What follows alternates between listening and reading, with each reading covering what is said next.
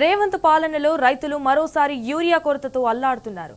రాష్ట్ర వ్యాప్తంగా ఎక్కడ చూసినా యూరియా క్యూ లైన్లే కనిపిస్తున్నాయి. గత 3 సీజన్లలో ఎలాంటి ఇబ్బందులు అయితే పడ్డారో ఇప్పుడు కూడా అవే ఇబ్బందులు తలెత్తాయి. కామారెడ్డి జిల్లాలో యూరియా కొరతతో సొసైటీల ముందు బారులు తీరారు రైతులు. విపరీతమైన చలిని సైతం లెక్క చేయకుండా ఉదయం 5 గంటల నుండే బారులు తీరారు రైతులు. తాడవాయి మండలం ఎండ్రియాల్ సొసైటీ ముందు కిలోమీటర్ మేర రైతులు క్యూ కట్టారు. ఇటు సొసైటీ నిర్వాహకులు పాస్ పుస్తకానికి ఒక బస్తా యూరియా మాత్రమే ఇస్తుండటంతో రైతులు ఆగ్రహం వ్యక్తం చేస్తున్నారు. అయితే సరిపడినంత యూరియా ఇవ్వాలని సొసైటీ అధికారులకు రైతులకు మధ్య వాగ్వాదం నెలకొంది.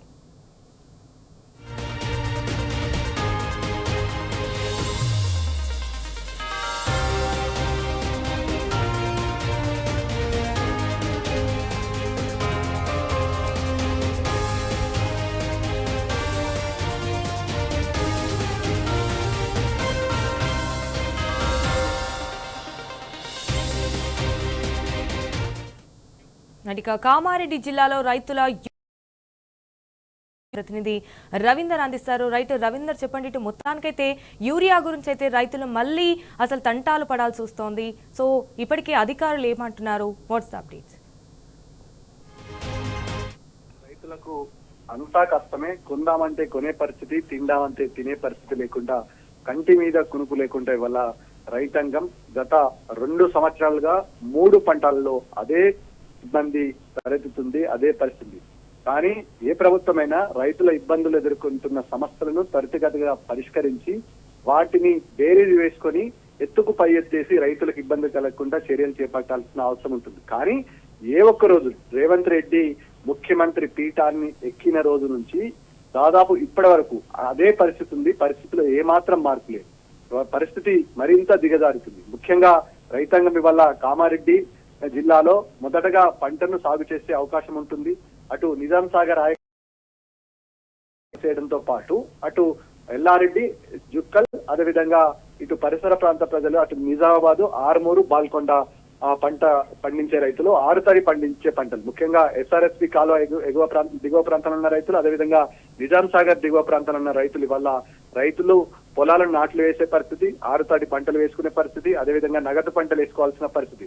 ముఖ్యంగా అట్టడుగు భాగానికి యూరియా అవసరం ఉంటుంది. యూరియా అత్యంత కీలకం. ఈ యూరియాను రైతులు దాదాపుగా కేసీఆర్ ముఖ్యమంత్రిగా ఉన్న సమయంలో ఇళ్లలో నిల్వ ఉంచాల్సిన అవసరం ఉంటుంది. ఈ నేపథ్యంలో ఎక్కువ మొత్తంలో ఆ సాగు చేసే రైతులకు ముందుగా స్టోరేజ్ చేసుకోవాల్సిన ఆనవాయితీ ఉంటుంది. కానీ వాళ్ళ రేవంత్ రెడ్డి ప్రభుత్వం అధికారంలోకి వచ్చిన తర్వాత పూర్తిగా భిన్నంగా మారింది. ఇంతకు మునుపు యూరియా కావాలని కేవలం ఆటో డ్రైవర్లకు డబ్బులు ఇస్తే పొలం దగ్గర ఇచ్చి దించి వెళ్ళి పోతున్నే పరిస్థితి ఉంటుంది. కానీ ఇప్పుడు అలాంటి పరిస్థితి లేకుండా దాపురించింది. కామారెడ్డి జిల్లా తాడ్వాయి మండలం ఎండ్రియాల్ గ్రామంలో సొసైటీ ముందు, సహకార సంఘం సొసైటీ ముందు రైతులు విపరీతమైన చలి ఉంది. మైనస్ లో నిజామాబాద్ జిల్లా ప్రస్తుతం చలి ఉంది. ఈ నేపథ్యంలో చలిని సైతం లెక్క చేయకుండా వేకువ జాము నుంచే రైతులు పిఏసిసి ఏదైతే గోడాలు ఉన్నాయో, పిఏసిసి సహకార సంఘాల గోదాంల ముందు రైతులు క్యూ లైన్లు కట్టాల్సిన పరిస్థితి. కిలోమీటర్ల మేర క్యూ లైన్లు కడుతున్నారు. రైతులు తమ పిల్ల, అదేవిధంగా పాపలతో ఇవాళ పండగలను సైతం లెక్క చేయకుండా రైతాంగం ఇవాళ యూరియా కోసం పడగాపుల కాయాల్సిన దుస్థితి ఏర్పడింది.